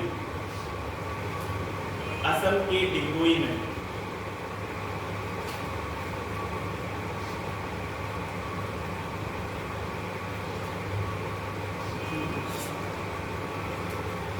हाँ भाई, इज कंप्लीट। जो पेट्रोलियम था वो कंप्लीट हो गया। पेट्रोलियम से कुछ भी पूछना हो, दो लोग आप लोग पीछे से, समझ में आ रहा है ना? आ रहा है ना? ऐसा कुछ लग रहा है पढ़ाई वढ़ाई नाम की कोई चीज़ है? ठीक है, चलिए। हाँ, कुछ पूछना है आप लोगों को? नहीं पूछना? मतलब पढ़ाओ, हमें नहीं पूछना होता कुछ भी। आप लोगों को पूछना है कुछ? ठीक है, नेक्स्ट हेडिंग लगा बेटा, नेचुरल गैस। नेचुरल गैस पढ़ते रहो जितना मैं पढ़ा रहा हूँ, सिंगल क्वेश्चन आपका बाहर नहीं होगा। नेचुरल गैस लग गया बेटा? ठीक है, लिखेंगे बेटा। नेचुरल गैस सबसे ऊपर स्थित होती है, सबसे ऊपर स्थित होती है।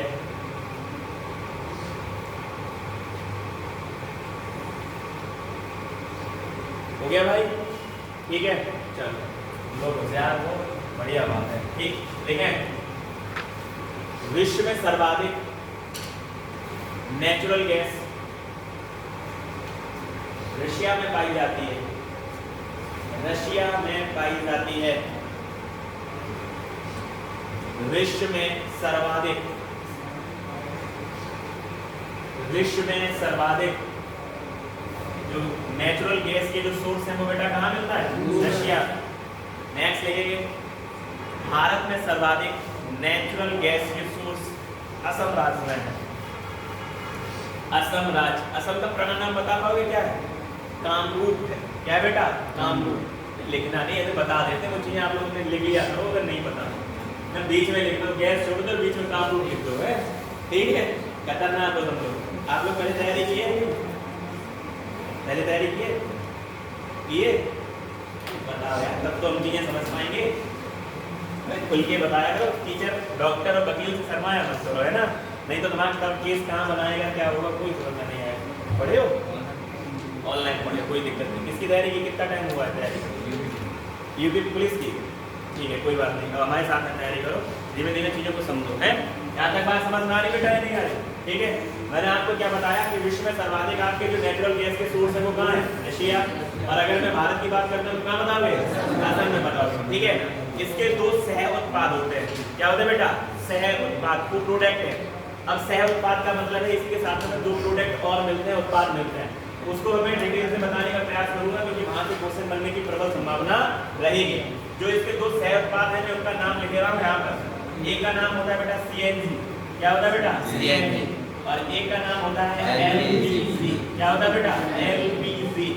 इसमें ऐसे कितने विद्यार्थी हैं? हम आप लोग शांत बैठेंगे, इधर से पूछेंगे क्वेश्चन, है ना? चलिए बताइए आप लोग, ठीक है? अगर मैं आपसे ये पूछ लेता हूँ इसमें भोजन किससे बनाया जाता है और मोटर वाहन किससे चलाया जाता है? बताओ। LPG से क्या किया जाता है? खाना बनाया जाता है। हमने इधर देखिए, हम नहीं कह रहे, ये कह रहे हैं। हाँ बताओ, LPG से क्या करते हैं बेटा? खाना बनाते हैं या क्या करते हैं?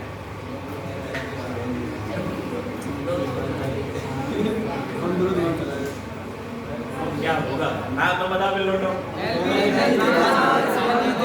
LPG से खाना, CNG से मोटर वाहन। Is that clear? वर्तमान में जो आपके व्हीकल आ रहे हैं वो आपको स्वच्छ ईंधन दे रहा है। क्या कर रहा है? मतलब जो आपका पॉल्यूशन कम हो, पॉल्यूशन को कम करने के लिए किसका प्रयोग करते हैं? CNG का। तो CNG का जो आपका प्रयोग होता है वो किसमें? मोटर वाहन में। और LPG का प्रयोग किसमें होता है? खाना या भोज्य पदार्थ का निर्माण करने के लिए। पहली बात क्लियर हो गई? हाँ या ना? तो मैं आशा करता हूँ यहाँ समझने का प्रयास करेंगे। जो CNG होता है बेटा, CNG की फुल फॉर्म कौन बताएगा? CNG की कॉम्प्रेस्ड नेचुरल गैस। क्या होती है बेटा? Compressed natural gas. क्लियर हो गई बात? हाँ या ना? अब जो ये अवयव होता है, क्या होता है बेटा? अवयव मतलब किसका मिश्रण होता है? CNG किसका? मीथेन का।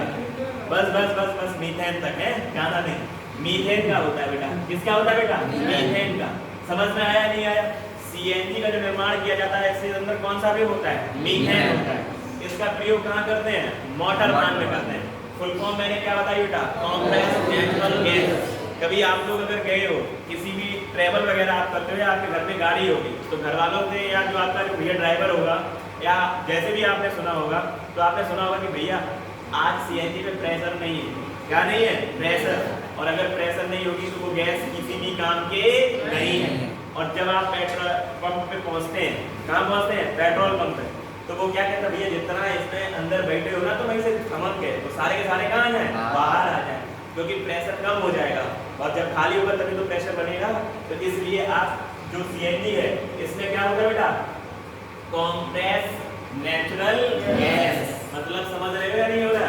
अगर इसमें आपका जो प्रेशर है वो कम है तो आपका वो पहले की तरह मतलब जो नॉर्मल आपका वर्क करता है वैसे नहीं करेगा। ठीक है, अब इसमें मैंने बताया ये इसका अवयव क्या बेटा? मीथेन। अगर थोड़ा मीथेन के बारे में अगर मैं बात कर लेता हूँ, इसे भी थोड़ा समझने का प्रयास करिए। अगर मैं आपसे बात करता हूँ जो मीथेन होता है इसका सोर्स मतलब मीथेन में कहाँ मिल सकती है, यहीं से तुम्हारे पास में क्वेश्चन बन जाएगा। सोर्स बताओ बेटा, दलदली स्थान। कौन सा स्थान बताओगे? दलदली।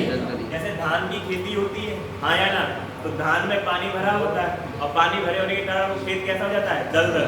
तो दलदल से हमें क्या मिलता है? मीथेन मिलता है। और ये क्वेश्चन थोड़ा पीसीएस वगैरह में आरोप में पूछा गया कि धान के खेत से हमें किस गैस की प्राप्ति होती है? मीथेन की। अब दलदली जो आपकी जो भूमि होती है वो टॉपिक थोड़ा अलग है, बताएंगे कभी जब टाइम मिलेगा आपको बताया जाएगा। जो आर्द्र भूमि होती है, वेटलैंड बोलते हैं, जैसे क्या बोलते हैं बेटा? वेटलैंड। जो आर्द्र भूमि या जो वेटलैंड होती है ये पानी को फिल्टर करता है। क्या करता है बेटा? फिल्टर। और प्रवासी पक्षियों को रहने में क्या करता है बेटा? मदद करता है। समझ में आई बात या नहीं आई? जैसे हम पृथ्वी की किडनी कहते हैं, क्या कहते हैं? पृथ्वी की किडनी, क्योंकि हमारी किडनी जो है वो क्या करती है बेटा? फिल्टर करती है। आया ना? समझ में आ रही बात? जो गंदा पानी होगा, जहाँ पर आपका पानी भरा होगा, अच्छा कभी ऐसा समझो, अब इतना यहाँ सारा मैं थोड़ा डिटेल में बताने का प्रयास नहीं कर पा रहा। यहाँ देखिए, अगर मैं बात करूँ धान का खेत देखा है तुम लोगों ने भी तो देखा होगा। अगर धान का खेत देखा होगा तो जब उसमें आप धान लगाते हो, जब पानी आप उसके अंदर भरते हो तो आपने देखा पानी कैसा होता है? मड होता है, गंदा होता है। लेकिन आप उसमें जाओ लगभग 1 महीने बाद, वो इतना पानी क्लियर होता है, ऊपर बिल्कुल एकदम से क्लियर के साथ में होता है या नहीं? तो अब ये आप कह सकते हो जो दलदली भूमि होता है वो पानी का फिल्टर करता है। हो गया। इसीलिए इसे क्या कहते हैं? पृथ्वी की किडनी कहते हैं। समझ में आई बात? इसके संबंध एक आपका कन्वेंशन होता है, रामसर एक शहर है ईरान में, 2 फरवरी 1971 में। इसलिए हम 2 फरवरी को बेटा क्या मनाते हैं? रामसर कन्वेंशन, मतलब आर्द्र भूमि दिवस मनाते हैं। समझ में आ गया है नहीं आ गया? ठीक है, अब हम आगे बढ़ रहे हैं मीथेन से। जो हमारी भैंस है, क्या है बेटा? भैंस क्या करती है बेटा? ज्वाली करती है, मतलब मुंह चलाती है, हाँ या ना? अच्छा, इसके जो भैंस होता है, भैंस के नहीं बताए छोड़ दें। भैंस देखो, भैंस आपने देखा होगा कि उसे आप जैसे चारा डालो और घूम के आओ तो घर से आधा चारा फिनिश, है ना? और घर वाले क्या कहते हैं तुमसे? कैसे भैंस के तरीके से खा रहे हो? कहते हैं नहीं कहते हैं? भाई आराम से खाओ, ऐसा कहते हैं? कौन सी ऐसी तुम्हें हड़बड़ी है, तुम भैंस की तरह भर रहे हो? उसके पेट में रूमर होता है, मतलब दूसरा पेट मान लो एक तरीके से, उसमें भर लिया उसने भोजन और बाद में ऐसे मुंह चलाती रहती है। तो उस जो उसने जो चारा खाया उसका क्या करती रहती है? वो डाइजेशन, और डाइजेशन के दौरान उसके मुंह से झाग आता है। क्या आता है बेटा? झाग। और वो झाग क्या होता है बेटा? मीथेन होता है। क्या होता है बेटा? मीथेन। तो ज्वाली करती हुई जो भैंस होते हैं जानवर, वो कौन सी गैस निकालते हैं? मीथेन निकालते हैं। Is that clear? हाँ या ना? ठीक है, समझ आ रहा है या नहीं आ रहा? ठीक। अब अगर मैं बात कर लेता हूँ, किसकी बात करता हूँ? आगे जब हम बढ़ते हैं, कहाँ बढ़ते हैं? कहाँ चला गया सीधे? ये रहा। और मीथेन कहाँ हमें मिल सकता है बताओ?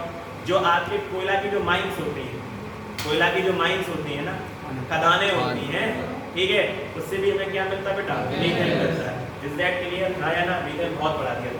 क्लियर हुई बातें या नहीं हुई? ठीक है, अब हम आते हैं एलपीजी, और ये तुम सब लिखोगे और अभी हम पहले चेक करेंगे, उसके बाद कुछ और पढ़ाएंगे। एलपीजी, एलपीजी का फुल फॉर्म क्या होता है? क्या होता है बेटा? Liquefied petroleum gas. क्या होता है बेटा? Liquefied petroleum gas. अगर मैं एलपीजी की बात कर लेता हूँ, किसकी बात कर लेता हूँ? एलपीजी की बात कर लेता हूँ, तो इसकी फुल फॉर्म हो जाती है लिक्विफाइड पेट्रोलियम गैस। अगर मैं बात करता हूँ इसका जो होता है अवयव क्या होते हैं जिससे इसे मिलकर बनाया जाता है, तो ऐसे याद रखोगे बेटा, इसके जो अवयव होते हैं, अवयव बताओगे। अगर घर में गैस खुला रह गया तो तुम्हारा क्या बढ़ जाएगा? बीपी, है या ना? अगर आपको बदबू लगी तो तुम कुछ भी कर रहे हो, है छूमंतर हो जाओ, किसी कहाँ पहुंचे? सिलेंडर के पास, बीपी बढ़ा या नहीं बढ़ा? हाँ या ना? तो बीपी, बी से ब्यूटेन, पी से प्रोपेन, ब्यूटेन और प्रोपेन का ये क्या होता है? अवयव होता है। अगर मैं बात कर लेता हूँ जो बदबू आती है बेटा, क्या आती है बेटा? बदबू, इन द सेंस गंध जो आता है, गंध की अगर मैं बात कर लेता हूँ तो इसमें क्या होता है बेटा? एथिल मार्केप्टन होता है। क्या होता है बेटा? Ethyl mercaptan. समझ में आ गई बात या नहीं है भाई? हाँ या ना? अवयव मैंने बताया ब्यूटेन और प्रोपेन, और गंध मैंने बताया एथिल मार्केप्टन। एलपीजी संबंधित आपकी 2 योजनाएं समझ मारा। एक योजना है, इसे याद रखो, उज्ज्वला योजना। कौन सा बेटा? उज्ज्वला योजना। समझ में आ रहा है नहीं आ रहा? उज्ज्वला योजना का आपका क्या उद्देश्य है? हर घर में गैस, हर घर में सिलेंडर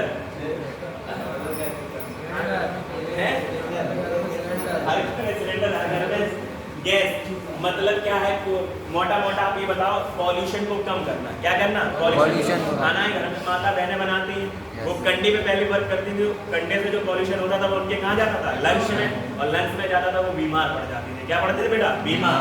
अब इस चीज को समझिए यहाँ पर। अगर मैं बात करता हूँ उज्ज्वला योजना जो आपकी प्रारंभ हुई, पहला वाला जो चरण था वो बलिया से प्रारंभ हुआ। कहाँ से बेटा? बलिया से। और बलिया जो है, ये देखो मैं बना रहा हूँ, ये हमारा उत्तर प्रदेश है। क्या बेटा? उत्तर प्रदेश। ये हमारा ललितपुर, ये देखिए ये वाला जो पॉइंट है ये बलिया है बेटा। क्या है बेटा? बलिया। उत्तर प्रदेश का पूर्वी जिला कौन सा बेटा? बलिया। है। यहाँ हमारा पड़ेगा बिजनौर, इधर से आती है गंगा, और गंगा इस तरीके से लगभग 27-28 मुख में मिलेगा आपको। 27 से 28 डिस्ट्रिक्ट में बहती है उत्तर प्रदेश के, और इस बलिया से होकर बिहार पहुंच जाती है। कहाँ पहुंच जाती है? बिहार।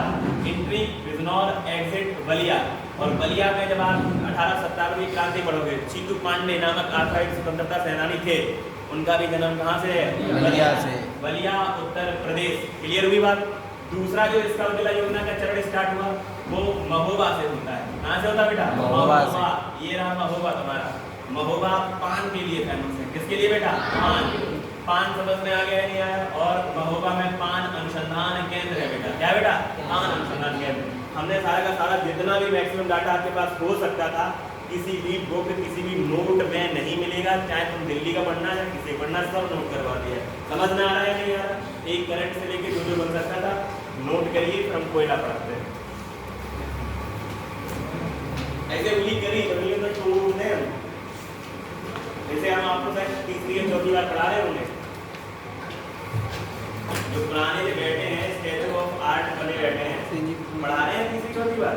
अगर तुमने ये पूछा ये क्या है वो क्या है, और अभी हम वो क्या है समझाएं। हाँ बेटा।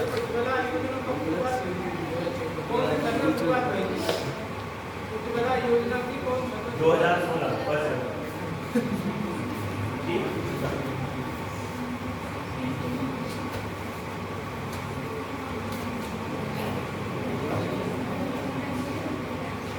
जहाँ भूल जाओ वहाँ हमसे पूछ लेना। ठीक है भाई? यहाँ मैंने लिखा है जो भूल जाओ वो पूछो उनसे। हम कॉपी और किसी की देख सकते हैं, खासकर नए विद्यार्थी हैं, और नए विद्यार्थी को पूरा हक है पूछने का कि सर यहाँ बता सकते हो, वहाँ बता सकते हो। और जब इसमें पढ़ते पढ़ते ये 52 साल के बुड्ढे बने हैं, ये बिल्कुल ना पूछें हमसे। हेल्प करो इनकी। हो गया? टाइम कितना हो गया? 11:45। ठीक है सर, मुझे फिनिश करना है, जल्दी करो।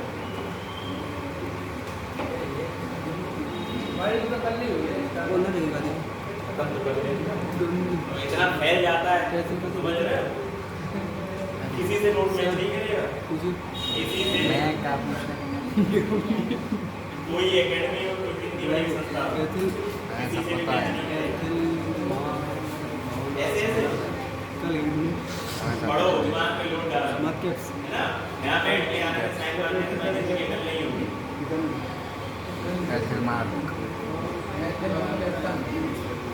ठीक है बेटा?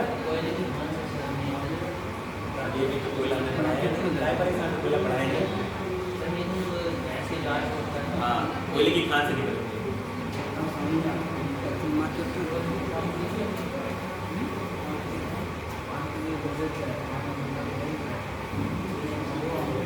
ये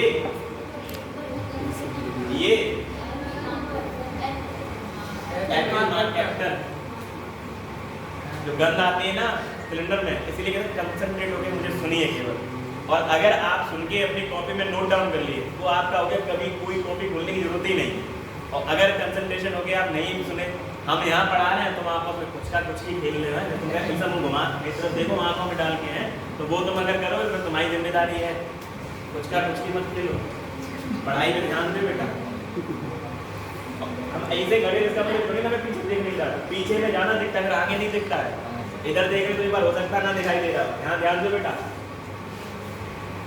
हो गया नोट? हेडिंग लगा बेटा कोयला।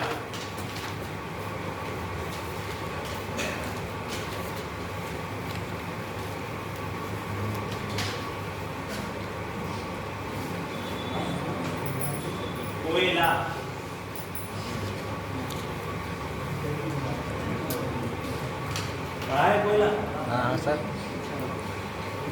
कोयला अच्छा लगता है, ये कह रहे हो क्या? ये खा लेता। कोयला देखिए, कोयला है, इसका निर्माण कैसे होता है, ठीक है। अब निर्माण होने की प्रक्रिया तो इसकी बहुत लंबी प्रोसेस है, लेकिन जहाँ तुम्हारे लिए उपयोगी है वहाँ से मैं बताता हूँ। आप लोगों ने चट्टान का नाम सुना होगा, अवशादी। कौन सा चट्टान सुना होगा? अवशादी चट्टान। अवशादी चट्टानों पर जब हाई टेम्परेचर और हाई प्रेशर, बेटा क्या बताओ बेटा? हाई प्रेशर होता है तो धीमे धीमे कोयला बन जाता है अवसादी चट्टान। Is that clear? हाँ या ना? मतलब और इसका हाई प्रेशर होगा और हाई टेम्परेचर होगा तो ये किसमें परिवर्तित हो जाएगा? हीरा में परिवर्तित हो जाएगा। तो हीरा जैसे चमकना या नहीं चमकना? तुम्हारे ऊपर प्रेशर और टेम्परेचर बढ़े या नहीं बढ़ेगा? और तो फिर बिलबिलाते का हो तुम लोग, है या ना? क्या कह रहे बेटा? तुम्हारे ऊपर प्रेशर था? चलो कोई बात नहीं। कोयला की अगर मैं बात करता हूँ निर्माण कैसे करता है, बस हंस के बस यहाँ आ जाया लोग, है। कोयला की अगर मैं बात करता हूँ कैसे निर्माण होगा? अब शादी चट्टानों पर जैसे ही हाई टेम्परेचर और हाई प्रेशर बढ़ेगा तो ये किसमें परिवर्तित हो जाएगा? कोयला में हो जाएगा। Is that clear? कोयला जो ईंधन है इससे हमें ऊर्जा की प्राप्ति होती है। किसकी प्राप्ति होती है बेटा? ऊर्जा या ऊष्मा की प्राप्ति होती है। बात समझ में आई या नहीं आई? ठीक है, नेक्स्ट क्वेश्चन यहाँ क्या बनेगा? अगर मैं बात करता हूँ ये आप लोग कैसे डिसाइड करोगे ये कोयला अच्छा है, ये कोयला अच्छा नहीं है, ये आप डिसाइड कैसे करोगे? कार्बन की मात्रा के साथ। बहुत बढ़िया। जिस कोयला के अंदर जितनी कार्बन की मात्रा अधिक होगी वो कोयला उतना ही अच्छा होगा, और जिस कोयला के अंदर कार्बन की मात्रा जितनी कम होगी वो उतना निम्न क्वालिटी का क्या होगा बेटा? कोयला होगा। बात क्लियर हो गई या नहीं हुई? अगर मैं पूछूं कार्बन की संख्या जितनी अधिक वो उतना कैसा बेटा? अच्छा कोयला।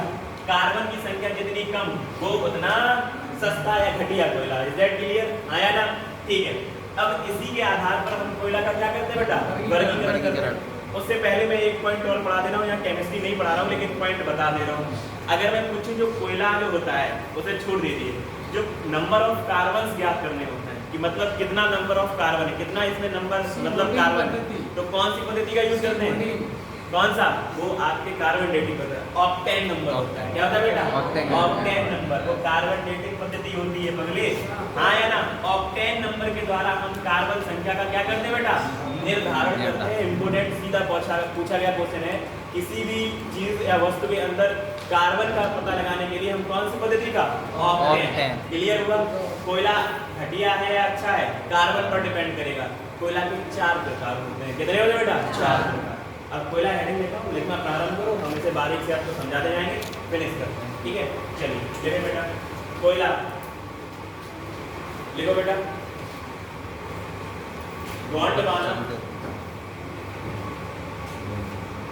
क्रम की चट्टान, गोंडवाना क्रम की चट्टानों, गोंडवाना क्रम लिखवा दिया था तो ये चट्टान आ गया है ना। गोंडवाना क्रम की चट्टानों से कोयला की प्राप्ति होती है।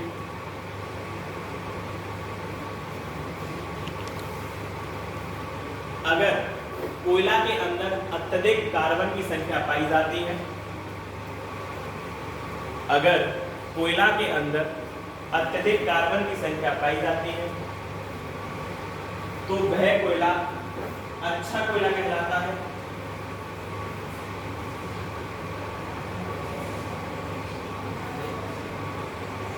अगर कोयला में कार्बन की संख्या कम है,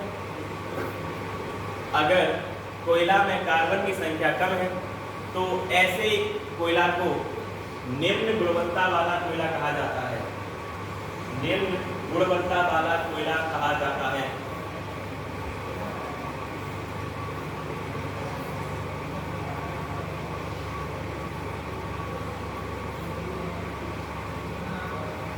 हाँ भाई, ठीक है, बहुत अच्छी बात है। जैसे मैंने आपको लोहा पढ़ाया था, लोहा, लोहा के कितने भाग बताए थे? 4। कौन कौन से बताए थे बेटा? हेमेटाइट, मैग्नेटाइट, लिमोनाइट और सिलिकाइट। कितने बताए थे बेटा? 4। इसी प्रकार इस कोयला के भी कितने भाग होते हैं? 4 होते हैं, ठीक है। उससे पहले एक पॉइंट और नोट करेंगे, उससे पहले एक पॉइंट नोट और करें। कोयला कोयला कोयला में कार्बन की संख्या को ज्ञात करने के लिए ऑक्टेन नंबर का प्रयोग करते हैं। ऑक्टेन नंबर का प्रयोग करते हैं। ऑक्टेन नंबर का प्रयोग करते हैं। ठीक है बेटा, ठीक लिखे बेटा। कोयला के 4 भाग होते हैं। कोयला के 4 भाग होते हैं।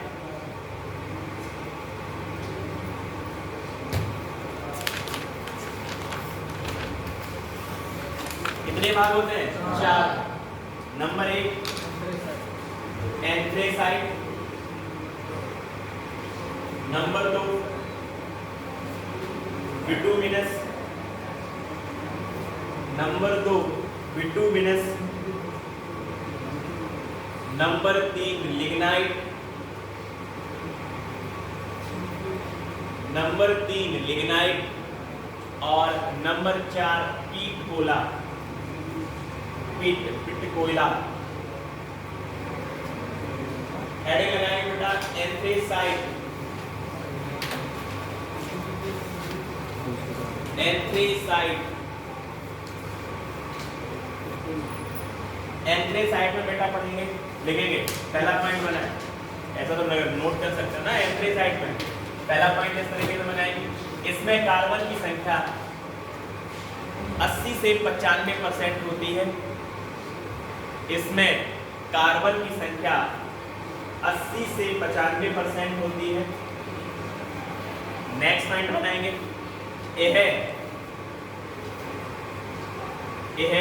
सबसे अच्छा कोयला होता है। यह सबसे अच्छा कोयला होता है।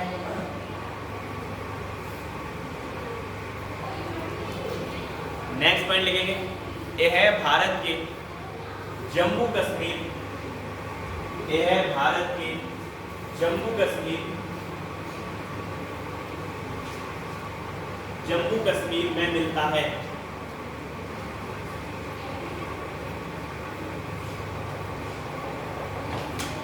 ठीक है भाई, नेक्स्ट लिखेंगे, कौन सा लिखेंगे? बिटुमिनस। ये सर जम्मू कश्मीर में क्यों मिलता है? बेटा वहां पर आपकी चट्टानों की अधिकता होगी। ठीक है, इसका कलर भी लिखेंगे।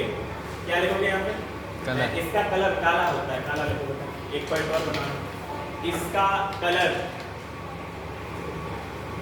काला होता है क्योंकि कार्बन की संख्या अधिक है, और कार्बन की संख्या अधिक होगी तो रंग कैसा होगा? काला होगा। नेक्स्ट हेडिंग लगाएंगे बिटुमिनस, बिटुमिनस। ठीक, चलिए बिटुमिनस में लिखेंगे। अब जो आपने पूछा है ना, उसके पीछे बहुत सारी चीजें फैक्टर करते हैं। प्लेटों की जो आपकी गति है ना, ये गोंडवाना हिस्सा था, इस तरीके से गया तो ऊपर जाके हिमालय से टकराया। अब उसके बीच में अवसाद भी आए हुए हैं। जब अवसाद आए हुए तो वो उसी बात में स्थित मिलेंगे या नहीं मिलेंगे? कोयला निकला ना, जीवाश्म में जब कुछ आपका दबाव होगा। समझ में आ रहा है नहीं आ रहा? अब इधर तो ये टूटा हुआ भाग है ना, ये मेडागास्कर वाला, अफ्रीका वाला। ठीक है, अभी बाहर पूछना होगा बताएंगे। ठीक है, चलिए समझ में आ रहा है नहीं आ रहा? इधर जयप्रकाश नारायण, जो मैं बता रहा हूँ समझ में आई बात?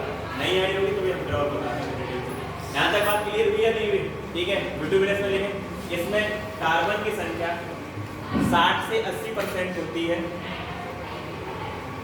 60 से 80% होती है।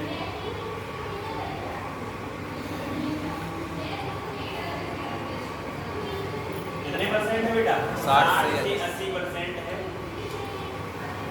भारत में सर्वाधिक यही कोयला पाया जाता है।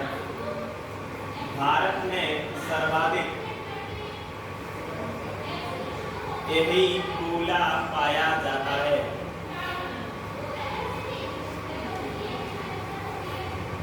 यही कोयला पाया जाता है।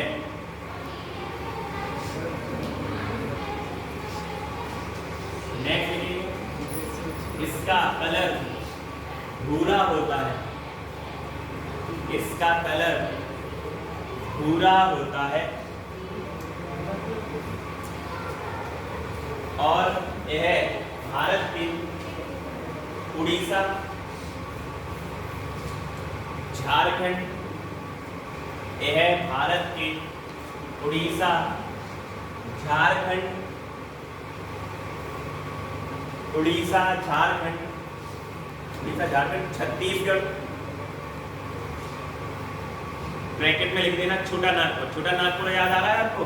इन्हीं राज्यों में फैला हुआ है, ठीक है। छोटा नागपुर का पठार,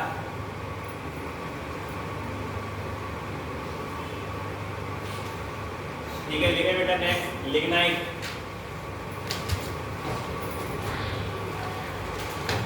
कार्बन की संख्या लिख लें 40 से 60%, 40 से 60%।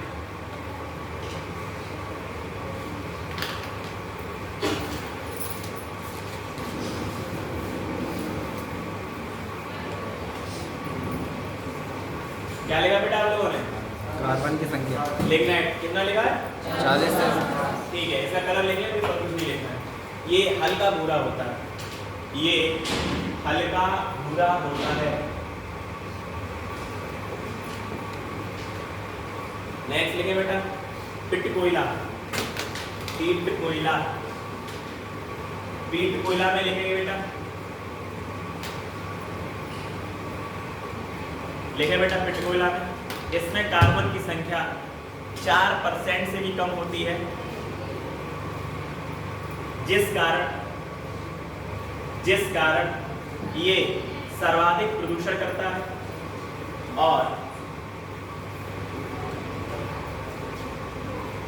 और ये निम्न क्वालिटी का कोयला होता है और ये प्रदूषण करता है बेटा।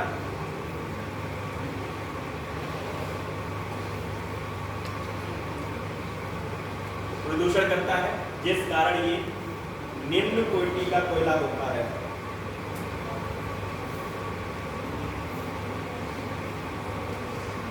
ठीक है, लिखेंगे बेटा। नेक्स्ट पॉइंट बनाएंगे, विश्व में सर्वाधिक कोयले का उत्पादन,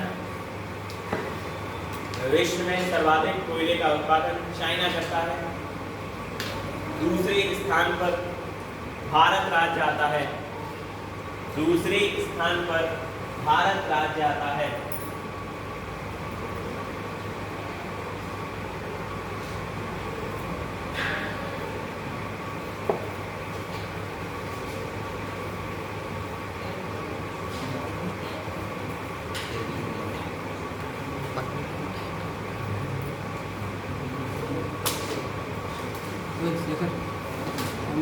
लिया है नहीं लिया?